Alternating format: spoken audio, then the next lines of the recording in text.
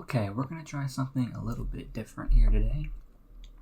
I'm gonna try to, instead of putting gameplay in the background, I am going to attempt to just show the Twitter screenshots, and you guys can go ahead and read it along with me here. So that's cool. Once again, shout outs to Atushi on Twitter for once again doing God's work, and we're going to go ahead and read through the full detailed summary. My Hero Academia does get a Shonen Jump cover this week, so that is pretty sick, but let's go ahead and hop into these summaries here. So chapter 279 is called The League of Villains versus UA High.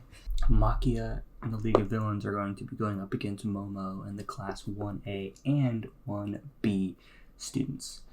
So we see here, it says that the chapter opens up with Sero wondering what's going on. And we get an appearance from a Class 1B student, Setsunya Tokage, I believe is what her name is. And basically they have a little conversation here. So what's interesting to me is that it says, now I apologize if some of you already know who this person is already, but it says that we then see her eyes and the upper part of her head floating right near Gigantomachia, fearfully watching him advance on the student's position. But at the same time, Sarah wonders aloud to the detached floating mouth and upper body of Setsunya Tokage. So what's really interesting to me is that it seems like she can, I don't know how to say it, but she can half, a part of her body can exist near Sarah, but then another part of her body, specifically her eyes, can exist far above the battlefield and pretty much scout out everything that's happening, right? So she can look up and get like a bird's eye view on Gigantomachia and the League of Villains members that are on his back as he tries to escape to the city.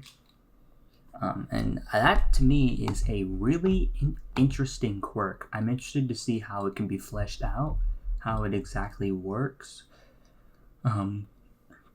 Because I feel like it could be pretty OP if used correctly. I think My Hero is specifically an anime that definitely knows how to it thinks of creative ways to use quirks, and this girl's quirk definitely is interesting in its own sense. So that's kind of cool. Basically, we then see that blue flames were noticed on Gigantomachia's back, revealing the League of Villains members. Now, this is where we get to see Momo's plan.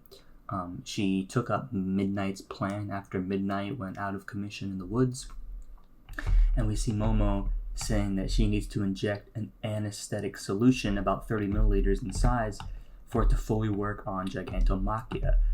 We then see what looks like ropes and Minetta's sticky quirk laced with a net as a trap for Gigantomachia. So apparently this formula that Momo has that is meant to knock out Gigantomachia is extremely OP, and I mean, for good measure, right? Look at this dude. All right, you're gonna need more than a horse tranquilizer to take this guy out. All right, a lot more than a fucking horse tranquilizer. So pretty much after that, we continue on. Momo decides to put the solution into Machia's mouth. She then gives a few to the students, saying this bottle is effective if it is not diluted. And pretty much I believe what that means, if I took Biology 101, is diluted means that there's too much water mixed in with the solution, I believe. Don't quote me on that, please, because my biology grade was not extremely high. It was very mid-80s. Minetta. So pretty much, you see Minetta worrying about Midnight. Mina gives him the A-OK. And meanwhile, we get a nice shot to Gigantomachia, where literally he's still just dragging Mount Lady by the leg. And Kamui Woods, who's atop her head, says, "I can't stop it at all." And we then see that their trap works. Machia runs right through Minetta's net, and he falls. Toga and Compress on his back looks very shocked as Momo pretty much says, the plan's working out. And Jiro tells everyone to run away because I have a small feeling like if Machia falls down, there's going to be a small earthquake, and 2, there's going to be a big ass shockwave. So definitely you would want to get out of the line of fire. We then see Ibra Shiozaki from 1B. This is the chick with the vines for hair. So we saw her in the sports festival. She says to Gigantomachia, "Please forgive me, you were extensively outnumbered." And she wraps her vines around his neck.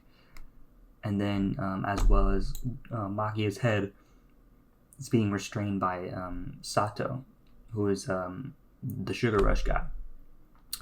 Now, something that is interesting to me is that if you're fighting Gigantomachia, you should not be saying shit like this, bro. You gotta be ruthless. This dude will crush you in his fucking thumbs, bro. All right, we don't need no pacifists here today. All right, get the fucking pacifism out of here, bro. All right, this is Machia we're dealing with, bro. We got to get heroes who are not afraid to get their hands dirty. All right, and I feel like this Vine chick is gonna learn this lesson the hard way because Machia is gonna proceed to beat the shit out of him, and I'm hoping not, but I guess we'll see. So we move on. League of Villains are still concerned because Machia has fallen onto the ground. They see Shoji and Ojiro from Class 1A. Oyama is ready to fire off his laser. Dabi then singes Jiro's extended earphone jack with his fire. So Dabi's pretty much the only one who from the league who's doing anything. All right, Compress and Toga are just shocked. It's just stupid. But so apparently Jiro doesn't seem extremely injured. That's good. Kaminari is tossed above everybody so he can shoot some electricity on Machia's back. A student from 1B uses their quirk and laments that the angle is not right, and Kaminari is caught up in large pieces of aerial debris as a result. So these students are very inexperienced, and I believe it is showing. Mr. Compress jokes about Kaminari being dangerous. You got that one right, buddy. He is definitely fucking dangerous. And, it seems like all the other students are throwing the anesthetic capsules into Machia's mouth, but it doesn't seem to be working. So, what's going on here, huh? Does he just have the lungs of steel?